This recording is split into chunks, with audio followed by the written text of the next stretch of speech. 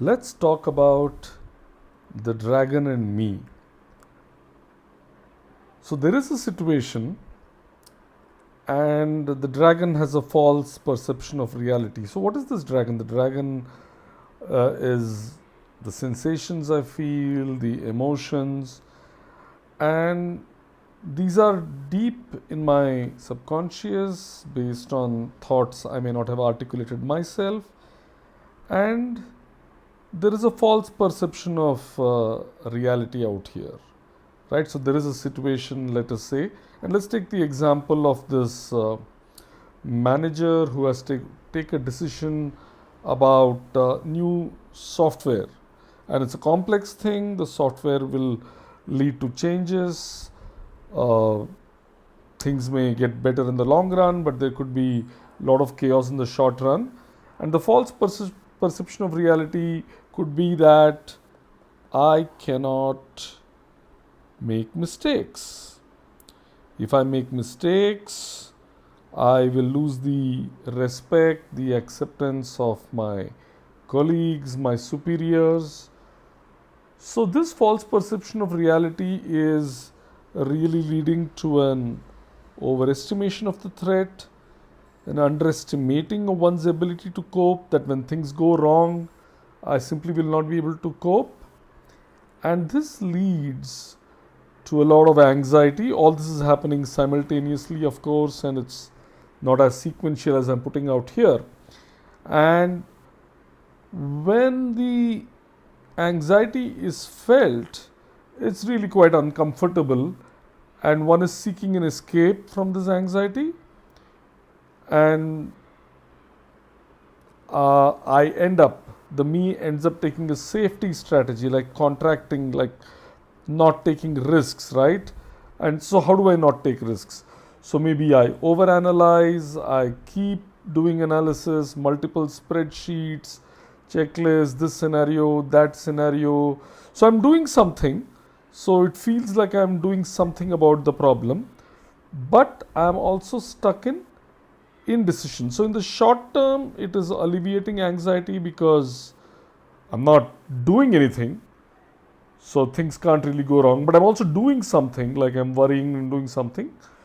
um, so when you're stuck in this, it's comfortable in one sense, you're getting something out of it, it's reducing anxiety in the short term, but then it's also strengthening my false perception that I cannot make mistakes.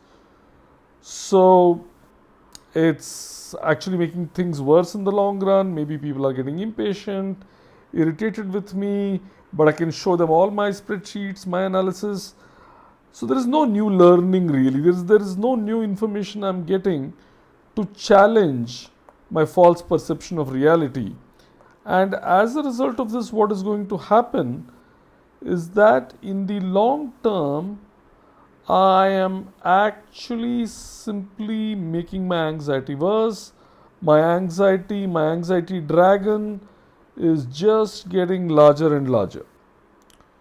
So imagine, on the other hand, what might happen, unlike in the previous scenario, where because you were frozen and you did something and you like contracted back quickly, you sort of keep strengthening this perception that I cannot make mistakes. So now if the me, my values, that is my beliefs in what should be done, what is the right thing to do, the beliefs in my abilities. So imagine that this is sort of larger, stronger than the dragon. The dragon is still there. We'll come back to the dragon in me. But when the me is more active, when I can act out of my values and a knowledge of my abilities, there is the same situation. There is a software decision to be made.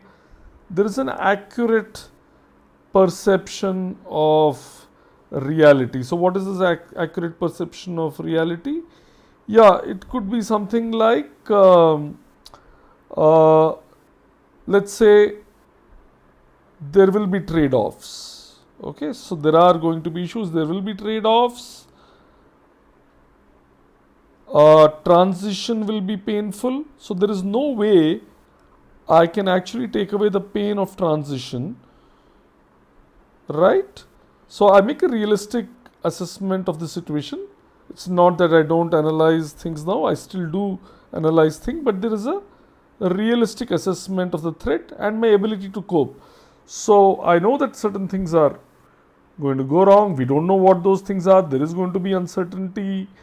But we will figure it out as we go along. We can figure it out. I may talk to my colleagues, tell them about it, and we could discuss things out. And nobody is expecting like a perfect rollout of the software.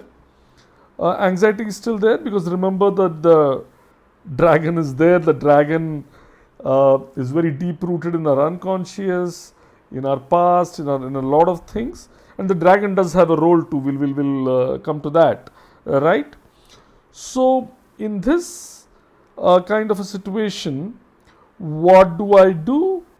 I'm tempted to go back to my safety strategy, but I actively say no. Decisions need to be made. We need to move forward. So I take on an expansive strategy, even though it is uncomfortable. So the expansive strategy, like I was explaining, could be things like knowing that things can go wrong, and after having done some planning, realizing that the only way to do it, okay, so maybe I do a pilot, I learn from it, or I warn people that this might happen. So we figure out things, we try out things. There is a messy period, but there is new learning, and you survive this whole thing, and things get better, and you realize that you don't need to be a perfectionist. You can tolerate uncertainty. People are willing to accept sort of mistakes because mistakes are a part of learning, and therefore your perception of reality gets more and more accurate. So over a period of time, in this kind of scenario, you're strengthening your perception of reality. This lens is becoming more and more green. Sort of made the me stronger, made the dragon a little weaker. So what is happening out here? What is this dragon? What is me? So the red circle here is the dragon, the green circle is the me. Now there is always going to be me and the dragon, right? It's not that the dragon is completely useless. The dragon has important information which you may not logically understand something yet, but it's giving you information about something which is uncomfortable. Typically we are scared to face the dragon, right? We are scared to be friendly with the dragon. We try to drown out the dragon with our safety strategies. But if we can bear the discomfort of being with the dragon, getting to know it, we can actually make the dragon a great friend. So we create a space. The me is bigger than the dragon. We master the dragon. So therefore we are able to take what is relevant information from the dragon, but we still take the decision. We still take the calls, right? On the other hand, if we ignore the dragon, if we try to block it out, it's too strong. When we do not understand it, we only feed the dragon, and the dragon becomes bigger and bigger to the point that we become a slave of the dragon, and we do not operate out of our values, our decisions, and so on, and the whole thing is overturned. So this is what we mean when we say that your anxiety is not you. You can have anxiety, a healthy level of anxiety, which informs you, which you act in spite of it. You take expansive strategies, and then it's a good friend because it's giving you information in different situations. On the other hand, if you ignore it, if you try to suppress it, if you do not know it, it might just rule you and you become the slave of the dragon.